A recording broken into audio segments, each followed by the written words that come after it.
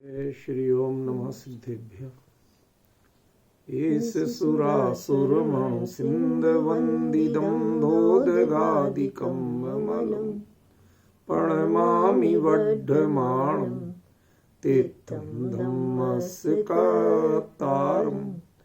शेषे पुण्यतीर्थैरि ससौ सिद्धे विशुद्ध स्वभावे समणे अणाणदंसं चरित तव वीर्यायारि ते सौवे समगं पतेगमेव पतेगं वन्दामि अवट्टन्ते अर्हन्ते मानुषे खेते किच्चारिहन्ताळं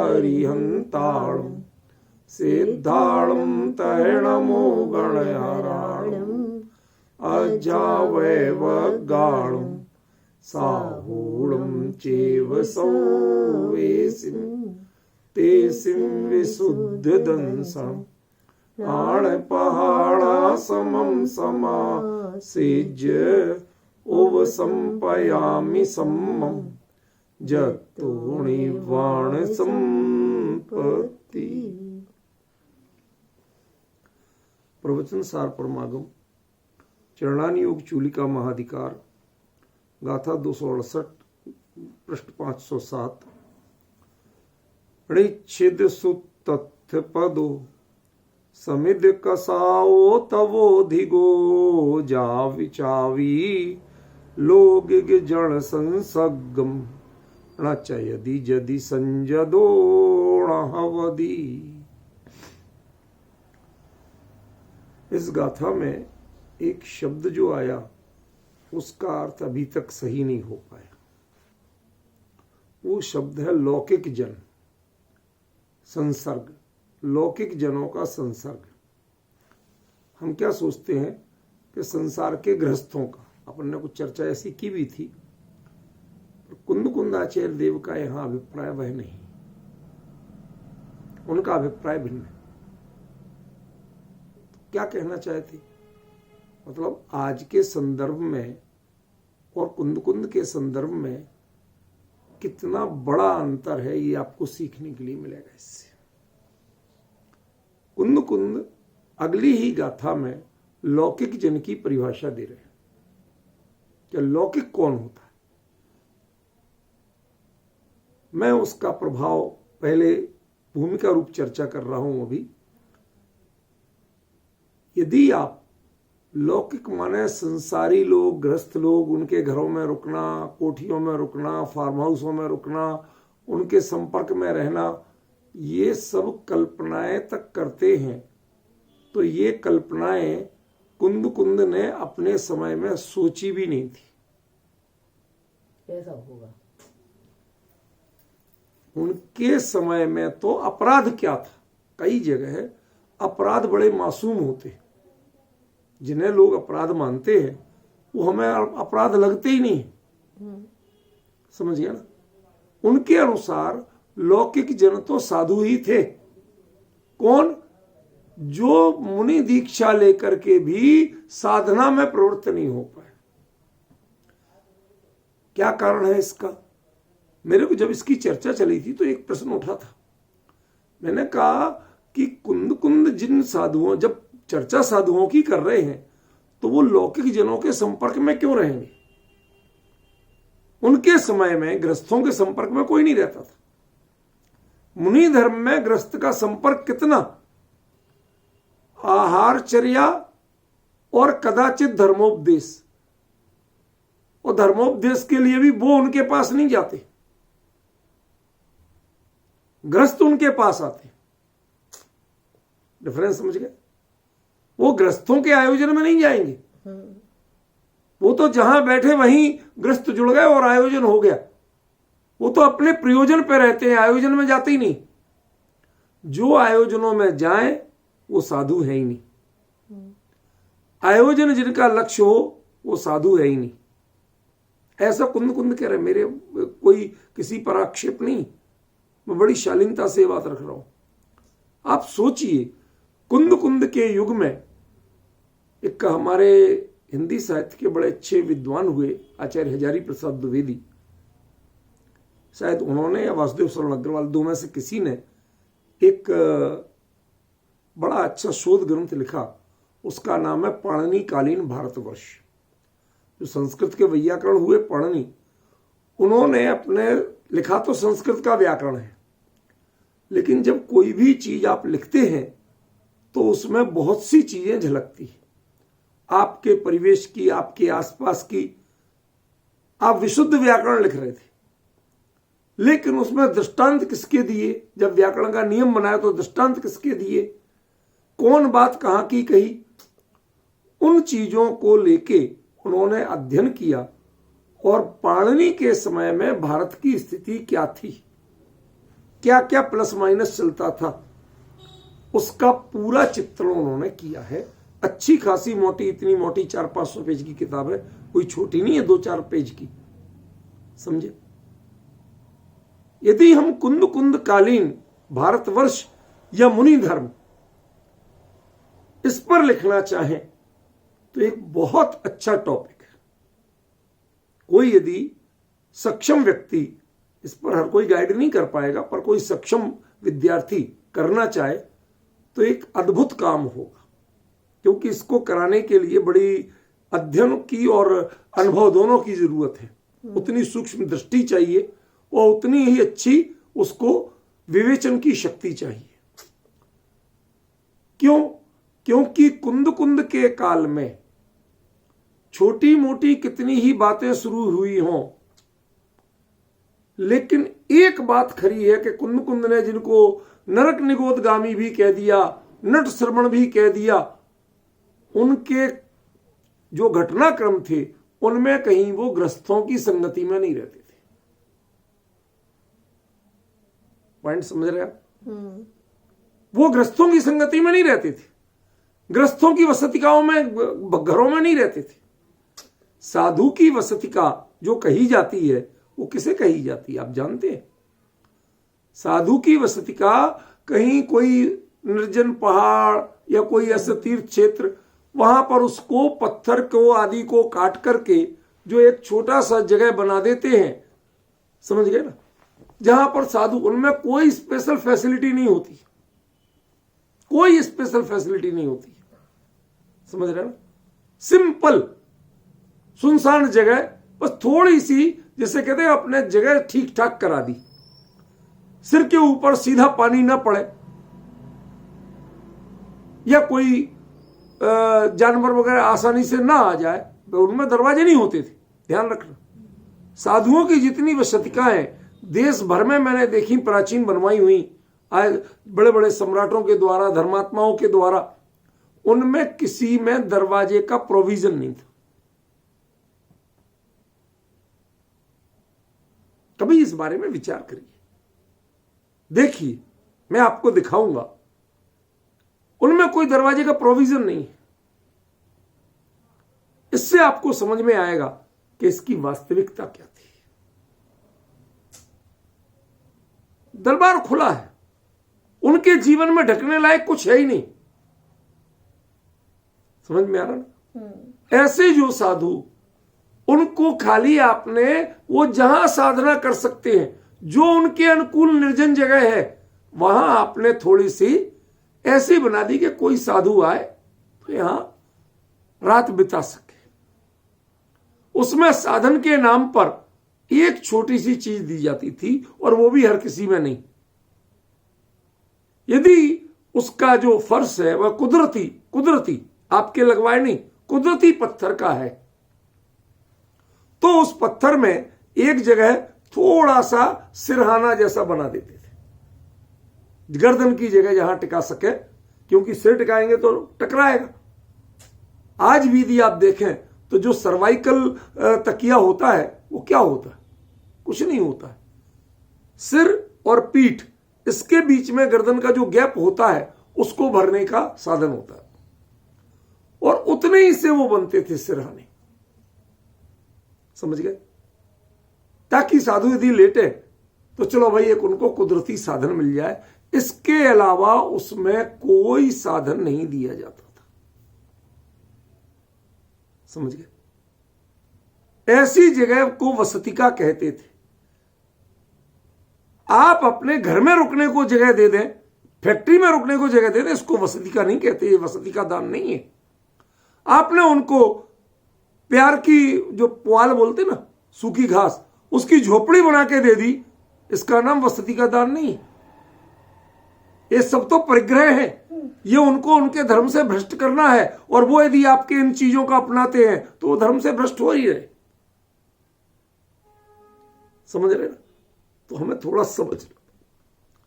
आचार्य कुंद ने जब लिखा लौकिक जन संसर्गम, लौकिक जनों का संसर्ग करना, तो मेरे दिमाग में थोड़ा सा खटक रहा था चर्चा करते समय भी कि भाई वो संसारी लोगों के संसर्ग में क्यों आएंगे।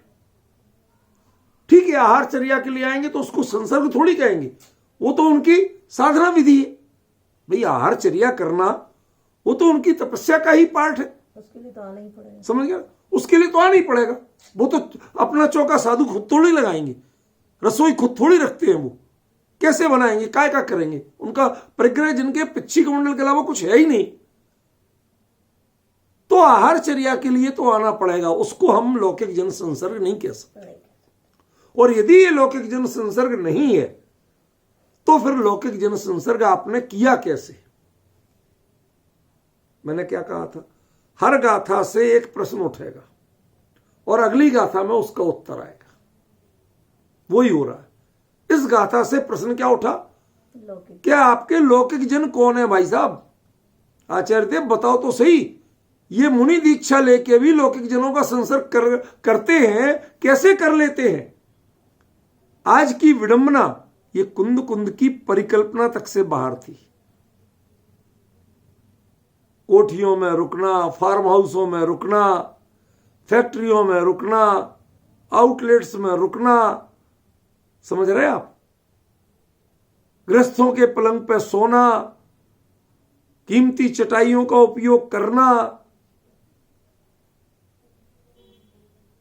सर्दी गर्मी के उपकरणों का उपयोग करना, ये तो उनकी कल्पना, कुंद ने कभी कल्पना नहीं की थी ऐसी चीजों की। उन्होंने ऐसी कोई चर्चा नहीं की।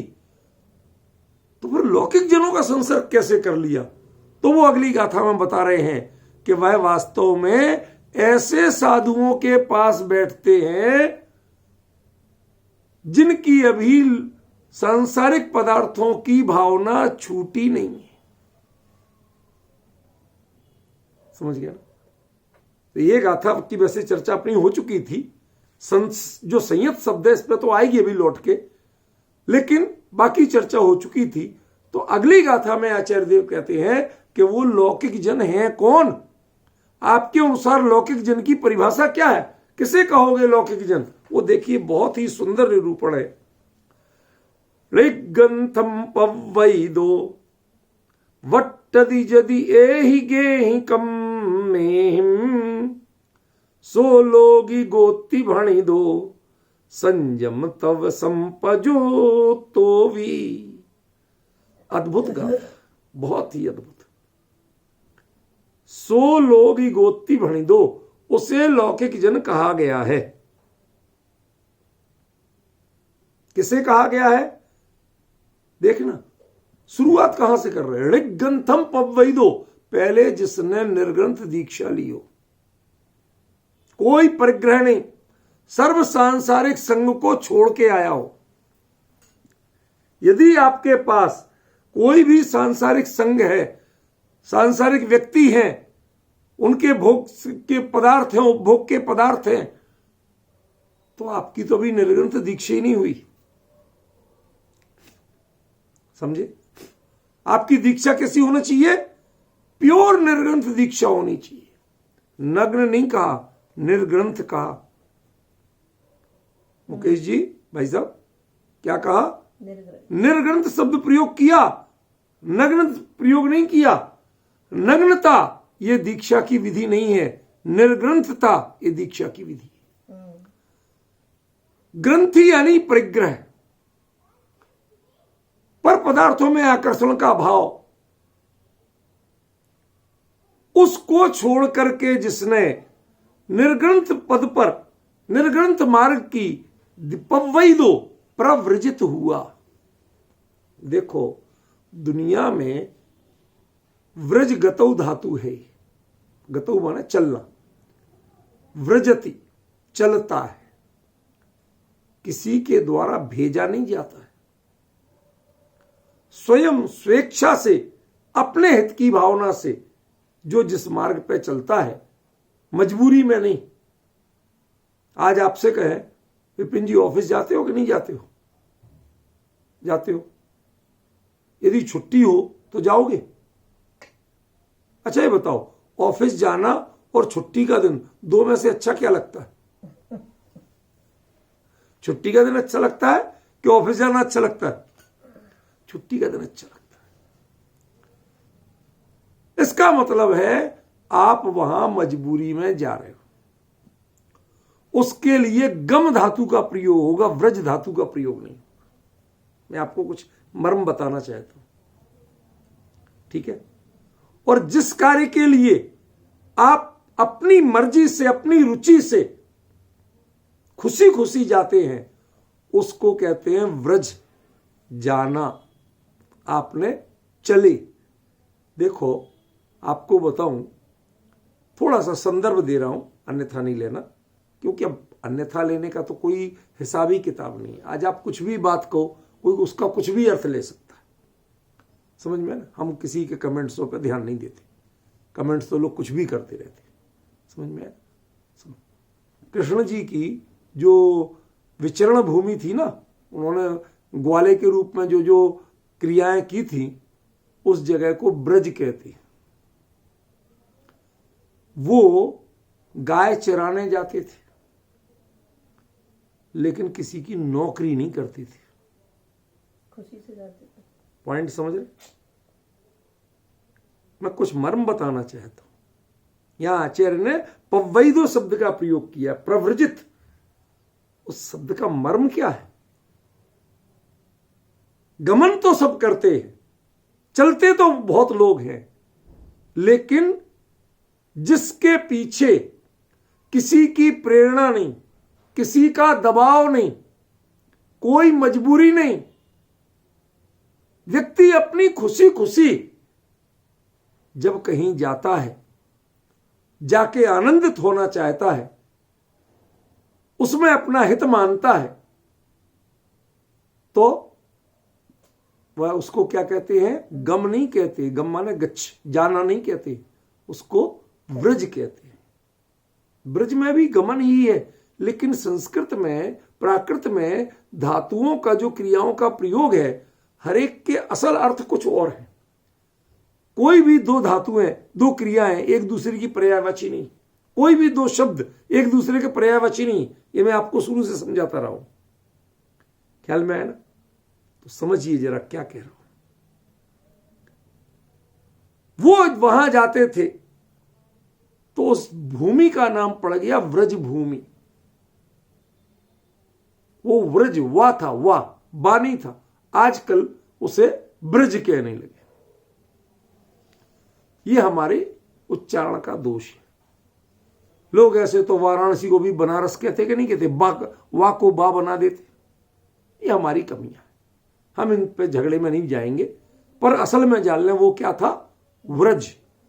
व्रज माने जहां कृष्ण जी अपनी खुशी के लिए जाते थे, उन्हें गाय चराने की नौकरी नहीं थी,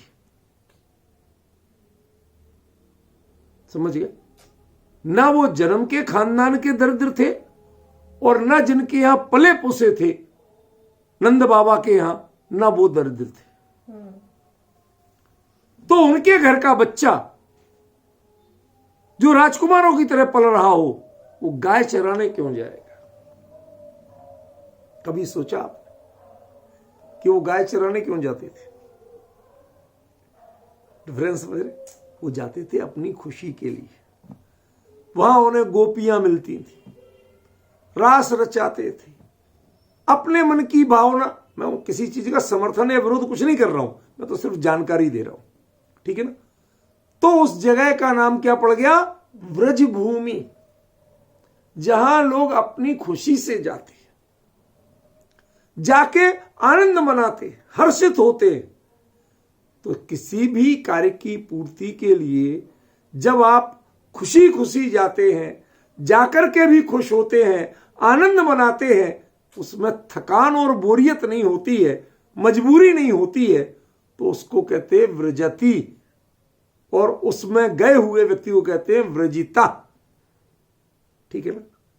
लेकिन जिनके खुशी खुशी जाते हैं फिर भी गति नहीं सुधरती है, नतीजा क्या होता है? क्या होता है नतीजा? किसी व्याध के तीर का, समझ गए, ज्यादा कहने की जरूरत तो नहीं है। सारे जीवन दुनिया के प्रपंच निपटाते रहो, इधर से उधर उलझे रहो, दुनिया भर की बातें सुनो, कहीं आत्महित की बात नहीं आ पाई, कहीं अभ्युदय की बात नहीं आ पाई। डिफरेंस समझिए। उन्होंने माना तो कृष्ण जी और बलराम जी दोनों भाई थे, दोनों अपने चचेरे बड़े भाई नेमिनाथ के जब उन्हें कैवल्य की प्राप्ति हुई तो वंदना करने गए। दोनों एक एक ओर बैठे, बीच में जैसे नेमिनाथ है उनके चरणों में झुक रहे, ऐसी मूर्ति मिली है, बहुत प्राचीन ईशा पूर्व काल की मूर्ति मिली है, जिसमें नारायण श्री कृष्ण और बलराम दोनों नेमिनाथ की वंदना कर रहे।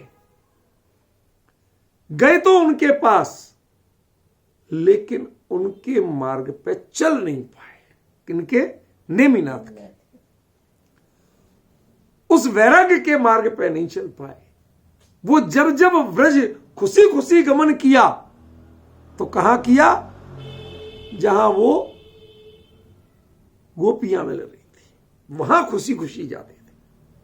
गाय चराना उनका लक्ष्य नहीं था, गाय चराना तो उनसे मिलने का बहाना था। समझ गए? ऐसे ही जिसको जिस कार्य में आनंद मिलता हो और उसके लिए वह प्रवृत्ति करे तो उसको कहते हैं व्रजति। ये अब अपनी खुशी खुशी जा रहा है भाई, इसके अपने मन की बात है, समझ गए ना? व्रजति। लेकिन हम अपनी खुशी के लिए भी जहां जहां जाते हैं, जो जो कार्य करते हैं जिनमें कोई मजबूर नहीं कर रहा, लोग थिएटर देखने जाते हैं, कौन मजबूर कर रहा? अपने जेब के पैसा खर्च करते हैं, गाड़ी का तेल खर्च करते हैं, क्या क्या नहीं करते, समझ गए ना? 3 घंटे का टाइम निकालते हैं, टिकट बुक कराते हैं, धक्के खाते हैं। क्यों? आप ये नहीं ले जा सकते, वो नहीं ले जा सकते, दुनिया सारे कानून मानते हैं। कोई आपको कहता है कि आप ऐसा करना? आप ब्रजती जाते तो हैं खुशी खुशी, लेकिन जब लौट के आते, अरे यार बस ऐसे ही थी। कभी हर्षित भी होते हैं तो वो हर्ष कैसा है? विषय कसाय में हर्ष मानने जैसा है। इसलिए आप अपनी रुचि से खुशी खुशी जहां जहां जाते हैं वो व्रजति तो है, लेकिन वो प्रव्रजति नहीं। कितनी बार देखोगे? एक पिक्चर देखने जाओगे, कितनी बार देखोगे आप? जिसमें बहुत मजा आया उसको में हर बार उतनी मजा आएगा नहीं आएगा। जिस दावत में जाके आप पकवान उड़ाते हो, वैसी दावतें और पकवान आपको रोज खिलाएं तो जाओगे? नहीं। मतलब उनमें जिनको आपने खुशी खुशी अपनाया, उनसे भी आपको तृप्ति नहीं मिली, सुख नहीं मिला, शांति नहीं मिली, आपकी थकान नहीं उतरी। तो कहते अब चलना तो खुशी खुशी ऐसे रास्ते पे चलना कि जिस पर आपको लौट के नहीं आना पड़े, जिसको रिपीट नहीं करना पड़े, बार बार जाओ बार बार आओ का काम ही खत्म हो जाए। समझ गए ना? निर्ग्रंथ दीक्षा लेना, ऐसे चले कि लौट के फिर नहीं आए। पॉइंट समझे आप? इसलिए उसको क्या कहा गया? प्रव्रज्या। और साधु को क्या कहा गया? प्रव्रजित। उसको प्रव्रजिता, प्रव्रजितो, पव्वयो। अब समझ में आया शब्द का अर्थ? यदि हम इतना नहीं बताते, मतलब वो व्यक्ति किसी दबाव में, प्रलोभन में, झंझट में पड़ के नहीं आया, साधु बना। आजकल तो लोगों को साधुओं की जय जयकार देखते हैं, इतनी इतनी भीड़ देखते हैं, लोग पैर पड़ रहे हैं, बड़े बड़े राजा रईस हैं, बड़े बड़े मंत्री संतरी, तो लोग बात सोचते हैं यार साधु होना बहुत बढ़िया। आप तो लोकेशना में है, यदि आप बन भी गए तो आप वृजित हैं, प्रवृजित नहीं। प्रवृजित कब होंगे कि उसमें कभी थकान ही नहीं लगे, अपने मन से पूरी खुशी खुशी अपने को मोक्ष मार्ग पर ले जाने के लिए जिसमें गए, और जहां से लौट के आने का प्रश्न नहीं उठे। समझ गए ना? विकल्प ही नहीं है कि लौट के आ जाए, वापस ग्रस्त हो जाए, कोई विकल्प नहीं। उसका नाम प्रव्रजित। निर्ग्रंथ होकर के जो प्रव्रजित हुआ था, वह भी यदि एहि गेहिम कम्मेहिम ऐहिक इस लोक संबंधी कार्यों में वट्टदी वर्तता है। अब जरा विचार करना, इस लोक संबंधी कार्य, चाहे मंदिर बनवाओ, भाई साहब दिनेश जी, मुकेश जी, क्या हुआ? यह लोक संबंधी कार्य है। समाज के अच्छे आयोजन करवाओ, यही लोक संबंधी कार्य है। समाज के लोगों को हम बड़ी अच्छी प्रतियोगिताएं कराएं ताकि बच्चों में जागृति आए, यही लोक संबंधी कार्य है। ये आपके आत्महित का कार्य नहीं है। जितनी भी चाहे समाज सेवा उत्कृष्ट से उत्कृष्ट कर लो, समाज सेवा की दृष्टि से अच्छी हो सकती है, हमारे हिसाब से अच्छी हो सकती है, लेकिन तुम्हारे हिसाब से अच्छी नहीं। आत्मित की दृष्टि से तुम तो आत्मित के मार्ग पर दीक्षा लेके चले थे, तुम्हें इन बातों की रुचि क्यों है? समझ गए? अभी तो मैंने अर्थ पूरा किए ही नहीं है। बहुत कुछ चीजें आ जाएंगी इसमें कुंद कुंद अपनी भी समीक्षा कर रहे हैं। समझ गए? आज संयोग की बात, आचार्य कुंद कुंद के बारे में काफी विस्तार से कहीं पढ़ा, कोई ग्रंथ देख रहा था संलेखना के लिए, तो उसमें प्रसंगवश देखा कि प्रस्तावना में किसी ने लिखा हुआ है, तो मैंने रुचि है पढ़ने की, पढ़ता गया। उसमें देखा कि आचार्य कुंद कुंद के बारे में पता नहीं कितनी कितनी कथाएं और घटनाएं प्रचलित कर दी गई। उन्होंने किसी देवी से ये कहलवाया कि दिगंबर धर्म सच्चा है, वो झूठा है, उसके लिए चल के गिरनार गए थे, वहां ये किया। देखो, तीर्थ वंदना के लिए साधु का जाना और निरंतर विहार करना, इसमें कोई आपत्ति की बात नहीं, लेकिन जिससे लौकिक जन का प्रभावना होती है, लौकिक जनों में आपके जैसे दुनिया के लोग जादू दिखा दें, कुछ चमत्कार दिखा दें, ऐसे यदि भाव आपके होते हैं तो आप जान लेना कि वो कैसे हैं। एहि गेहिम कम्मेहिम, वो लौकिक कार्य है, सांसारिक कार्य है, इस लोक संबंधी कार्य है। मुनि दीक्षा इस लोक के कार्यों के लिए नहीं ली जाती है। अरे भाई साहब, समाज के लोग ऐसे हो रहे हैं, आजकल कितने बच्चे बिगड़ रहे हैं, इनको संस्कार सिखाने के लिए देखो महाराज जी ने कितना बड़ा काम किया। कहते भाई साहब, तुमने घर इसलिए छोड़ा था क्या कि समाज सुधार करोगे? ये तो आत्म परिष्कार के लिए थी दीक्षा। समाज सुधार के लिए शिक्षा होती है, दीक्षा नहीं होती है। आप शिक्षक बने हो या साधु बने हो, हम योग सिखाएंगे, हम फला सिखाएंगे, ढिमका सिखाएंगे, समाज के लोगों को सुशिक्षित करेंगे, उनको धर्म। अरे भाई, पहले तुम्हारा मनुष्य जीवन बहुत थोड़ा है। गुरुदेव बारंबार कहते थे, जिंदगी टूकी छे अने जंजाल मोटो छे। बहुत थोड़े से समय है मनुष्य भाव में, इसलिए आत्महित कर लो, तुम जगत के प्रपंच में मत पड़ो। मैंने आपको कई बार कहा था मुकेश जी कि मुनि धर्म में, अभी 2-3 दिन पहले भी कहा था, मुनि धर्म में एक्चुअली इतने काम है कि उन्हें अंतर मुहूर्त की नींद लेने की फुर्सत मिल जाए तो बड़ी बात है। अब जो दुनिया के काम कर लेते हैं, मंचों पे बैठ लेते हैं घंटों, इसका मतलब है तय जानना कि वो अपने बहुत से काम नहीं करते। और जो फुल टाइम ही आपके बीच में रहते हैं, इसका मतलब वो अपने एक भी काम नहीं करते। आज मैंने मूलाचार ग्रंथ पढ़ा,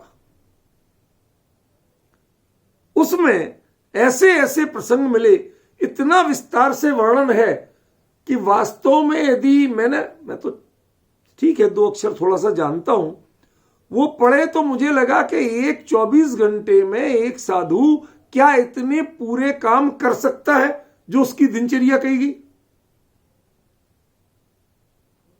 आप कहेंगे तो कल बता दूंगा, लाके सारे पढ़ के बता दूंगा और एक एक की प्रोसेस बताऊंगा, फिर तय करना कि क्या वास्तव में साधु दिगंबर मुनि दीक्षा लेके 24 घंटे में इतने काम कर सकता है।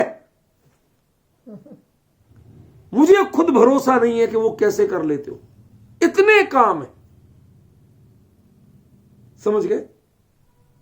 उनके व्यवहार जीवन के संबंधी इतनी मर्यादाएं हैं कि उनको वो 24 घंटे में पूरा कर ले, निपटा ले, तो हमें आश्चर्य लगेगा।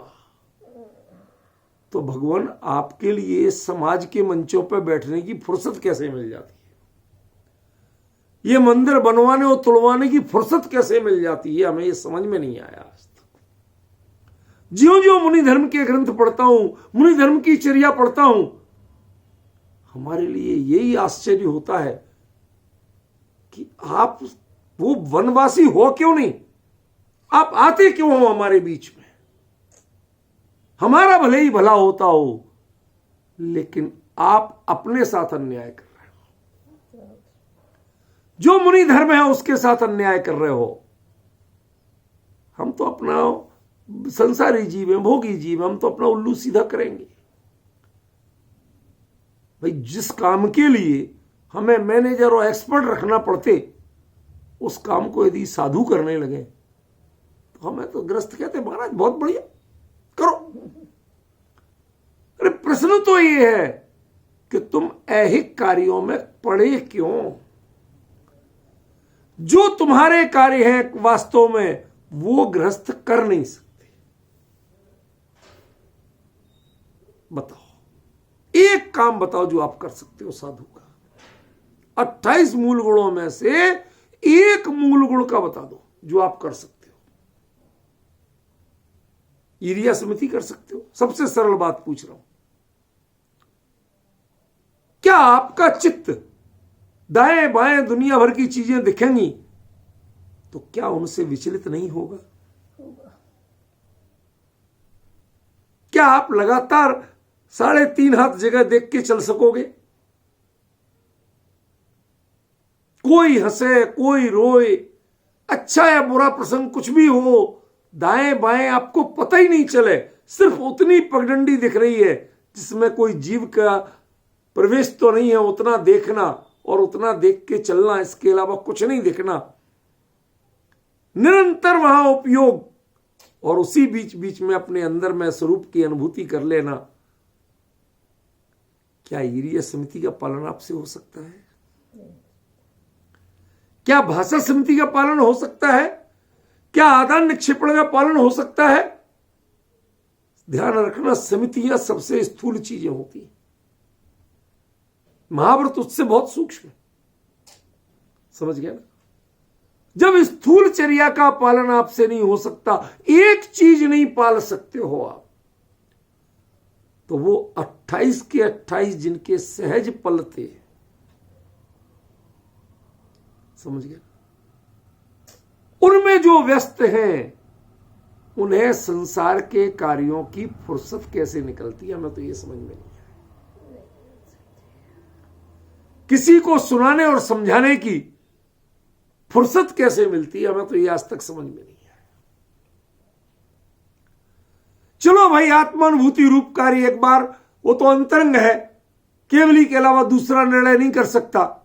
आजकल तो बहुत मिल जाते हैं लोग, साहब फला अनुभव है, किसको किसको नहीं है, कौन सम्यक दृष्टि कौन मिथ्या दृष्टि।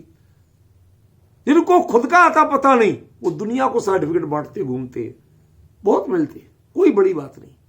हम किसी के बारे में कोई कमेंट्स नहीं करते, अपनी अपनी रुचि, जिसको जो करना हो करो। लेकिन मैं जो बात कह रहा हूं उसको थोड़ा सा विचार करो। क्या विचार करना? कि भाई आप और कुछ नहीं, आपके अंतरंग क्या जो निश्चय मुनि धर्म है वह क्या है क्या नहीं, चलो हम इस पर कमेंट्स नहीं करें। लेकिन जो हमें दिख सकता है, ऐसे 28 मूल गुण रूपी मुनि धर्म, वो क्या आप करते हैं?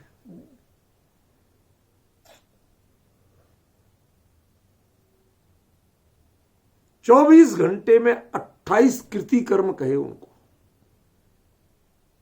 एक दो नहीं, 24 घंटे में 28। समझ में नहीं आता करते कैसे होंगे। सब मैंने पढ़े, आज तो मैंने मुनि धर्म पर बुक जरूर लिख ली थी, वो उस समय की बात थी। उसके बाद अभी तक चिंतन मनन की धारा बहुत बदल चुकी, बढ़ चुकी आगे। अब जब मैंने पढ़ा आज मूलाचार, तो मैं दिमाग घूम गया। 24 घंटे का समय और उन 28 कृति कर्मों में कोई भी कृति कर्म आपके ईर्ष्या समिति संबंधी नहीं।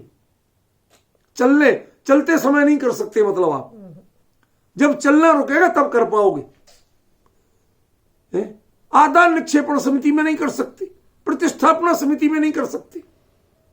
मतलब आप जितना गमन का कार्य करोगे, जितना लिखने पढ़ने का कार्य करोगे, जितना अशौच आदि के कार्य करोगे, उनमें वो कृति कर्म कर नहीं सकते। तो फिर वो 28 कृति कर्म करोगे कब? ले दे के दिन में 24 घंटे होते हैं। कोई देश आ जाए और कोई ऋतु आ जाए, घंटे नहीं बढ़ते। दिन और रात का काल तो बदल जाएगा, लेकिन घंटे नहीं बदलेंगे। समझ रहे ना? करते कैसे हो भगवान आप, हमें आज तक समझ में नहीं आया। आपको समय कैसे मिलता है, समझे? फिर भी आप ऐहिक कार्यों में प्रवृत्त हो, उससे बचे नहीं हो, आप अछूते नहीं रह पाए। गए थे, आपने दीक्षा तो निर्गंथक पने के लिए थी, प्रव्रजित हुए थे, घर छोड़ के आए थे, जब आप नकली साधु बनने नहीं आए थे। प्रव्रजित, प्रव्रज्या, ये वह शब्द है जिसके पीछे मात्र मोक्ष मार्गी का ही कदम हो सकता है। संसार मार्गी और संसार की आकांक्षा वाला कभी प्रव्रजित नहीं होता। वो वृजित तो हो सकता है, वह खुशी खुशी कई रास्तों पे जा सकता है, पर वो सारे रास्ते लोकेशणा के होंगे, भोगेशणा के होंगे, सांसारिक चाहों के होंगे, अंतरंग पवित्रता की नहीं होंगे। ख्याल में है? तो जिसने घर छोड़ा था, मतलब ये तय था कि वो जगत के चाकचिक्य के कारण नहीं छूटा था उसका घर। ये बड़े कमलासनों के कारण, ऊंचे ऊंचे भव्य मंचों के कारण, हजारों लाखों की भीड़ के कारण, राजकीय अतिथि का दर्जा मिलने के कारण, बाकायदा पुलिस प्रोटेक्शन मिलने के कारण घर नहीं छोड़ा था उन्होंने। ये तो तय है। कुंद कुंद के काल में इन कारणों से कोई घर नहीं छोड़ता था, क्योंकि ये काम होते ही नहीं थे। उसे अंतरंग में वास्तव में संसार शरीर भोगों से विरक्ति लगे, तो वह अपना हित जान के, मुनि धर्म के जीवन की शांति और आनंद जान के वह उनकी चरणों में जाता था और विनती करता था, प्रभु मुझे जैनेश्वरी दीक्षा प्रदान करो। तब तो उसे प्रव्रजित कहा गया। लेकिन प्रव्रज्या लेने के बाद में अब आगे तो आपको बढ़ना था आत्महित के मार्ग पे। उन्होंने तो दीक्षा दे दी, प्रव्रजित तो हो गए, लेकिन उसके बाद ये गति आगे चलाना थी कि बंद करना थी? ये तो शुरुआत थी, दीक्षा समापन समारोह नहीं है, ये शुरुआत है। मैंने आपको शायद कुछ वर्षों पहले बताया था, मुकेश जी को संभवतः स्मरण हो, एक हिंदी साहित्य के बहुत बड़े प्रकांड मनीषी हुए, बल्कि हिंदी के ही नहीं, संपूर्ण भारतीय ज्ञान विज्ञान के बड़े अच्छे मनीषी थे। कोई विषय ऐसा नहीं जो उनसे, उनको चलता फिरता एनसाइक्लोपीडिया कहा जाता था। एक व्यक्ति को आप जिस विषय पर चर्चा छेड़ लो, वो इतना बताएंगे, इतना बताएंगे, इतना बताएंगे कि आप कहोगे, आप जिस उसी विषय पे आपने पीएचडी की होगी तो आप कहोगे हम तो बेकार हो गए, हमें तो कुछ आता ही नहीं। ठीक है ना? 10-20 लोग 10-20 विषय के पहुंच जाए और जो जिस विषय की चर्चा छेड़ दे, इतना बताते थे, इतनी नॉलेज थी। उनका नाम था महापंडित राहुल सांकृत्यायन। जब इलाहाबाद विश्वविद्यालय की स्थापना हुई, प्रयागराज इलाहाबाद, आजकल नाम बदल गया ना इसलिए कह रहा हूं, उसकी स्थापना हुई, उसका पहला दीक्षांत समारोह होना था। तो पीएचडी होल्डर्स को डिग्री देने के लिए और दीक्षांत भाषण देने के लिए महापंडित राहुल सांकृत्यायन को बुलाया गया। वो किसी यूनिवर्सिटी के प्रोफेसर, वाइस चांसलर, मंत्री संतरी कुछ नहीं थे, लेकिन उस समय विद्या जगत में उनकी एक धाक थी, उनकी एक पहचान थी। वो जमाना था कि जब सही लोगों को सही पद के लिए बुलाया जाता था। आजकल तो जो खुद अपराधी हैं उनके लिए निरपराधियों के सर्टिफिकेट देने को बुलाया जाता है, जो अंगूठा टेक हैं उनको शिक्षा मंत्री बना दिया जाता है। बहुत कुछ होता है आजकल, कुछ नहीं कह सकते ख्याल में। तो वो राहुल सांकृत्यायन जब वहां पर गए इलाहाबाद विश्वविद्यालय में, दीक्षांत समारोह में बोलने खड़े हुए, तो उन्होंने पीएचडी होल्डर्स को डिग्री दी जाए इसके पहले अपना जो वक्तव्य दिया, उसका पहला वाक्य क्या था? वो पहला वाक्य था, आप लोगों ने पीएचडी की उपाधि, इसकी अर्हता, इसकी योग्यता जो प्राप्त की है, इसका मतलब ये नहीं है कि आपकी पढ़ाई पूरी हो गई है। इसका मतलब है कि अब आपने पढ़ना सीख लिया है। कोई साइकिल चलाना सीखने के बाद साइकिल को बंद करके कमरे में नहीं रखता है, ताले में चलाता है। सीख लिया, इसका मतलब वो एक सर्टिफिकेट मिल गया। आपको ड्राइविंग लाइसेंस मिलता है, उसके बाद गाड़ी चलाते हो कि नहीं चलाते हो? सारे जीवन चलाते हैं, अब तो और दम भर के चलाते हैं। ये आपके लिए लाइसेंस किस चीज के लिए है? उस कार्य को आप आगे गतिशील करो, उस मार्ग पे निरंतर बढ़ो। तो ये आचार्य ने जब आपको वैराग्य के परिणाम देख के दीक्षा दे दी, प्रवृज्या दे दी, प्रवृजित कर दिया, तो उसके बाद में आपको जाना किस रास्ते पे था? उस ज्ञान और वैराग्य के रास्ते पे, आत्महित के रास्ते पे बढ़ना था। यदि आपको वो बनना था तो आपको वन में जाना था। बनने के लिए वन में जाना पड़ता है। संसारिक बनने के लिए, सांसारिक उपलब्धियों के लिए राजधानियों में आओ, महानगरों में आओ, लेकिन यदि आपको वास्तव में मोक्ष मार्गी बनना है तो इन सबसे दूर जाना पड़ेगा। ख्याल में है ना? वो नहीं करके आप यदि ऐहिक कर्मों में प्रवृत्त हो गए, ध्यान रखना, लोगों को उपदेश देना ये भी ऐहिक कर्म है। यदि आप देने जाते हो तो, देने जाते हो तो ऐहिक कर्म है। यदि वो आपके पास आते हैं, आप जहां बैठे वहीं आते हैं, वहीं सुनते हैं और आपके भाव हो जाएं और दे दें, तो वो भी एक आपकी करुण वृत्ति कही जा सकती है। वो मुनिचर्या का पार्ट हो सकती है। लेकिन कहीं पर यदि आप व्याख्यान देने जाते हैं, चल के जाते हैं, तो वह ऐहिक कर्म है, वह मुनिचर्या का पार्ट नहीं हो सकता। आपको दुनिया के लिए गमन करने की क्या जरूरत है? जिसको जरूरत होगी वो आपके यहां आएगा। क्यों? आप लोगों ने बहुत तरह के door to door, doorstep पर सामान बेचने वाले सेल्समैन देखे होंगे। कभी कोई दरवाजे पर हीरा बेचने वाला सेल्समैन मिला?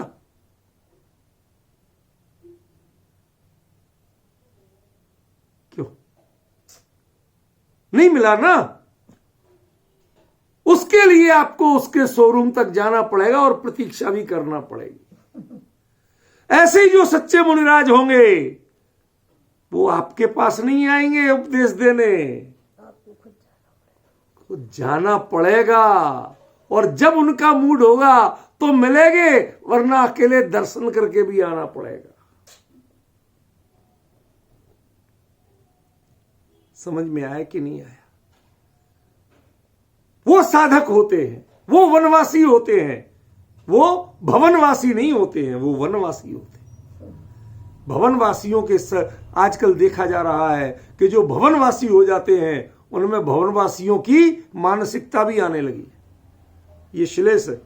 भवनवासी माने महलों भवनों में रहने वाले, और भवनवासी एक देवों की जाति भी, जिनका काम सिवाय कलह कराना, लड़ाई झगड़ा करना, तोड़ फोड़ करना, यही होता है। तो मैं कह रहा हूं जो वनवासी की जगह भवनवासी बन रहे हैं उनमें भवनवासियों की मानसिकता आने लगी। यह बड़ी त्रासद बात है, बड़ी पीड़ा लगती है।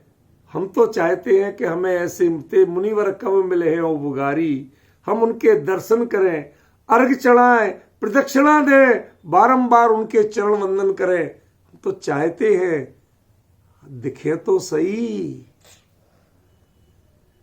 जब आप हमारे बीच में आने लगते हैं हमें सुनाने के लिए, तो कुंद कुंदाचार्य कहते हैं वो तो ऐहिक कर्म है, वो तो मुनि का कर्म ही नहीं है, वो प्रवृज्या का कर्म नहीं है, प्रवृज्या का पार्ट नहीं है। अरे साहब महाराज जी बड़े करुण हैं, बड़े उदार हैं, इतने कृपालु हैं हमारे ऊपर। ये लौकिक कर्म करना आजकल तो यहां तक चल गया। आपकी बच्ची की शादी है, उसके लिए महाराज जी का शुभकामना संदेश आता है, आशीर्वाद आता है। भगवान कर देवे। अरे जो मुनि धर्म के ब्रह्मचर्य महाव्रत है उसमें 8-10 सहस्रविध शील, 18,000 प्रकार के शील, उस पर आपने पानी फेर दिया, मटिया मेट कर दिया, ब्रह्मचर्य महाव्रत नष्ट कर दिया। यदि आपने किसी के पर विवाह करण, दूसरे के विवाह के कार्य में आपने कृतकार्यता अनुमोदना कुछ भी कर दी, उन्हें खेद ही नहीं है, उन्हें पता ही नहीं है। उन्हें तो लगता था हम अपने साधु पने का काम कर रहे हैं। साधु का ये काम ही नहीं है। कोई संसार की चर्चा करे तो आप मौन धारण कर लो, और ज्यादा डिस्टर्ब लगे तो उठ के चले जाओ, लेकिन इनके साथ बैठो नहीं, इनकी बात सुनना नहीं। साधुओं के साथ कितना कहा जा सकता है, प्रभु रत्नत्रय कुशल है, हमारे हित के लिए हम आपके मार्ग पर चल सके, कुछ यदि आप उपदेश दे सके तो। वो कितना बोले कि धर्म वृद्धि हो, पर धर्म वृद्धि कैसे हो उसका रास्ता बता दें तो बता दें, नहीं बताएं तो नहीं बता। इतना भी बंधन जिनके साथ नहीं है कि वो धर्म वृद्धि का भी आशीर्वाद दें, तुम तो बिटिया की शादी का आशीर्वाद मांगने लगे, तुम तो बहू के गोद हरिहर होने का आशीर्वाद मांगने लगे।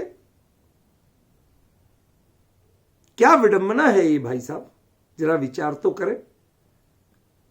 जो दुनिया को प्रमाण पत्र बांटने पे चलते हैं, पहले अपने गृहबान में झांकना सीखें, स्वयं पर विचार करना शुरू करें। आप दुनिया को सही और गलत कहते हैं, पहले अपने अंदर तो झांको कि भगवान आप मुनि धर्म के अनुसार चल रहे हो कि नहीं। जिनवाणी में मुनिराज का स्वरूप क्या कहा, जिनवाणी में ऐहिक कर्म किसको कहा। जो इस लोक के लिए आपको उपयोगी बनाता है वो ऐहिक कर्म है। आप इस दुनिया के काम के नहीं बचो, किसी काम के नहीं बचो। एक सज्जन बोले, अरे फला महाराज जी जो है ना, ये आईआईटी के टॉपर रहे, इनको फला कंपनी ने 5 करोड़ का पैकेज दिया था, वो छोड़ के आए। अब क्या करते हैं, संघ में किसी का भी लैपटॉप खराब हो जाए तुरंत ठीक कर देते। यदि तुम्हें उस ज्ञान का एहसास भी है, जीवित है, तो ऐहिक कर्म है, आप बिल्कुल जड़ बन जाओ उसके लिए। मुझे कुछ आते ही नहीं। आज तो सब लैपटॉप के विशेषज्ञ बन रहे हैं, मोबाइल के गैजेट्स के विशेषज्ञ बन रहे हैं। अरे आप उसके इंजीनियर भी हो तो वो ज्ञान आपके काम का नहीं है, उसका प्रयोग करते हैं। अरे दूसरे का नहीं, अपना भी ठीक कर। अपना तुम्हारे पास होगा कहां से? मुनि दीक्षा में जब निर्ग्रंथ दीक्षा ली है, प्रवृज्ञा ली है, तो उसमें आपके पास लैपटॉप और मोबाइल आए कहां से, गैजेट आए कहां से? इसका मतलब ही है कि आपकी निर्ग्रंथ दीक्षा हुई ही नहीं है। ये रंगमंच की तरह आप कार्य कर रहे हैं, आपने अपने जीवन में उस धर्म को नहीं उतारा। क्या कहा आचार्य देव ने, कुंद आचार्य देव ने? यदि यह कि हिम कम्मे हिम, वह ऐहिक कार्यों में वट्टदी प्रवृत्ता है। उसे पता है, बताओ मोबाइल में चालू कर दो, कैसे मैसेज भेजा जाता, व्हाट्सएप कैसे किया, मैं कर दूं। यदि ऐसी रुचि लगे, ऐसी प्रवृत्ति करे, इसका ज्ञान भी बताए, तो वो सब ऐहिक कर्म है, चाहे भले ही वो नमोकार मंत्र ही लिख के भेज रहे हो। मुद्दा ये नहीं है, मुद्दा ये है कि आपकी प्रवृत्ति क्या मोक्ष मार्ग में आगे बढ़ने के लिए व्हाट्सएप जरूरी है, मोबाइल जरूरी है, लैपटॉप जरूरी है, इंटरनेट जरूरी है? कुछ भी जरूरी नहीं है। मोक्ष मार्ग में आगे बढ़ने के लिए तो निर्ग्रंथता जरूरी है, परिग्रह के प्रति अत्यंत अनासक्ति जरूरी है। भूल जाओ कि आप इनको चीजों को जानते भी हो, उनसे पहचान का भाव आपके चेहरे पे नहीं आ पाए। एक मनोविज्ञान होता है, पुलिस वालों को मनोविज्ञान सिखाया जाता है। सामने वाले के जब वो बात करते हैं तो आप नाम लो जो जो उसमें संदिग्ध लोग हैं, और उस समय उसके चेहरे पे कोई भाव आकर वो कहे नहीं मैं नहीं जानता। वो उतने में पढ़ते हैं वो कि इसके चेहरे पे परिचय का भाव आया था कि नहीं आया था। समझ गया? फिर कहते हैं तू सही सही बता। सही कह रहा हूं साहब, देख 3rd डिग्री का उपयोग करना पड़ेगा, नहीं तो बता दे। ये 3rd डिग्री का उपयोग कब होता है? आपके भी होता है जब उपसर्ग और परिसहों की स्थिति लगती है, वो आपके लिए प्राकृतिक 3rd डिग्री है। तुम्हें इनका परिचय कैसे, ये बता दे बस। तुम जानते कैसे हो इनको कि ये मोबाइल है, ये लैपटॉप है, ये गैजेट्स हैं, ये इंटरनेट है, इसका ऐसे उपयोग किया जाता है, ऐसे व्हाट्सएप पे मैसेज भेजे जाते हैं। तुम्हें आता कैसे, ये तो बता दो। इसको क्या कहते हैं, तुम कैसे जानते हो, ये तो बता दो। भले ही चाहे उसके इंजीनियर रहे हो, लेकिन जब आपकी निर्ग्रंथ प्रवृत्तियां हो गई है तो आपको पता सिर्फ मोक्ष मार्ग का और आत्मित का होना चाहिए। संसार मार्ग की चीजों का पता भी नहीं होना चाहिए, परिचय नहीं होना चाहिए। भूल गए हम सबको, आज की डेट में हम जानते भी नहीं। कड़वी बात कह दूं, जानते भी नहीं है, इसको समझा रहा हूं खाली, और कुछ नहीं। बचपन में कौन कौन से काम नहीं किए 2 साल की उम्र तक? क्यों? नंगे घूमे, मिट्टी खाई, क्यों? कुछ भी किया,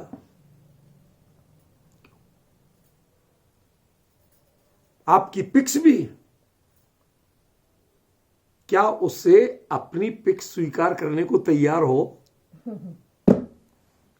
100% आपकी है।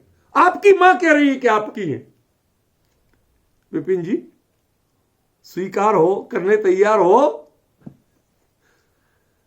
जान के भी बचना चाहते हैं। क्रियाएं हुई हैं, लेकिन उसको पहचानने के लिए भी आपका उपयोग प्रवृत्त नहीं होता है। क्या अद्भुत है।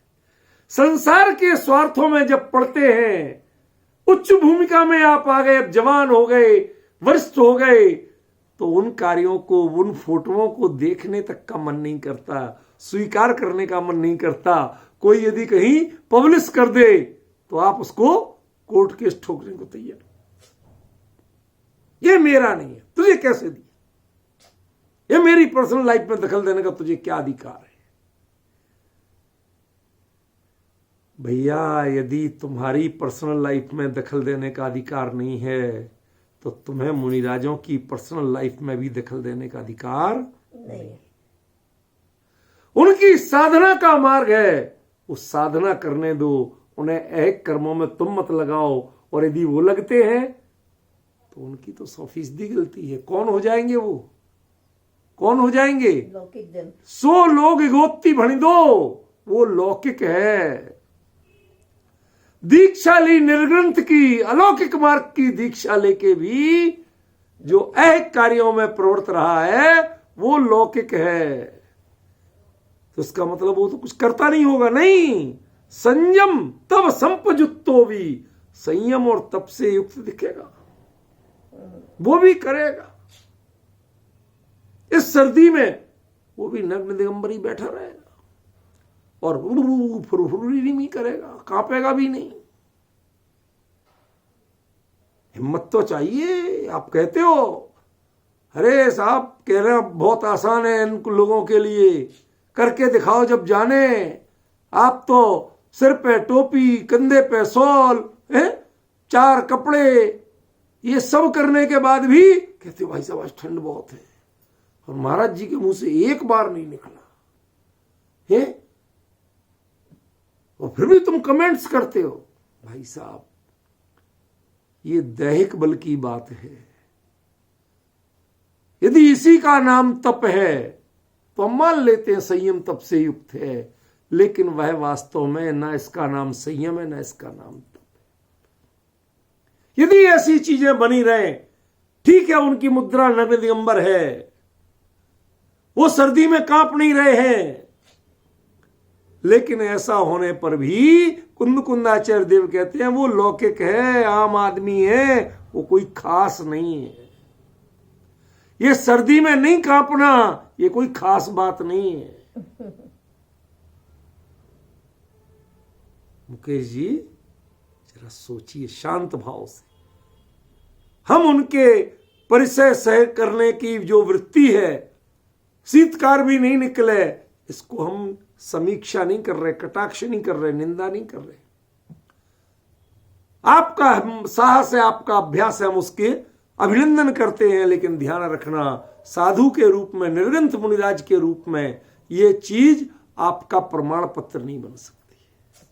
आपका प्रमाण पत्र बनेगा तो वास्तव में जो अंतरंग का अभ्यास है, स्वरूप में रमने का जो अभ्यास है, वही आपका प्रमाण पत्र बनेगा। बाकी सब बाहरी प्रमाण पत्र फेल होने वाली है।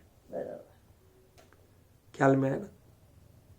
ऐसा व्यक्ति भी, ऐसे मुनिराज भी, यदि वो लौकिक हैं और लौकिक जन का संसर्ग करोगे तो क्या होगा? तुम संजदोड़ा हवदी, तुम खुद यदि सही भी होगे तो संयत नहीं रह पाओगे। क्यों? क्योंकि उसके साथ रहोगे तो बातें वो वैसी ही करेगा। क्या कभी आपको अपने आप को भाषा शैली सब बिगाड़ना हो तो किसी तोतले के साथ बैठ जाओ, 1 घंटे उससे बात करो, तुम तुतलाना सीख जाओगे। सही सलामत होते हुए भी आपको कुछ शब्द वैसे आ रहे, फिर आपको अब मैं क्या हो गया, किसका संसर्ग किया था? क्यों? बच्चों का संसर्ग करते हो तो आप रोटी को ती, पानी को मम पिएगा। क्यों? तुम्हें नहीं आता कि पानी बोलना? उसे तो नहीं आता है, तुम्हें आता है कि नहीं आता है? लेकिन जिसका संसर्ग करोगे, आपकी भाषा शैली, आपका आचार विचार, आपकी चाल ढाल उस जैसी होने लगेगी। तो लौकिक जन का संपर्क करोगे तो आपका जीवन भी लौकिक बनेगा।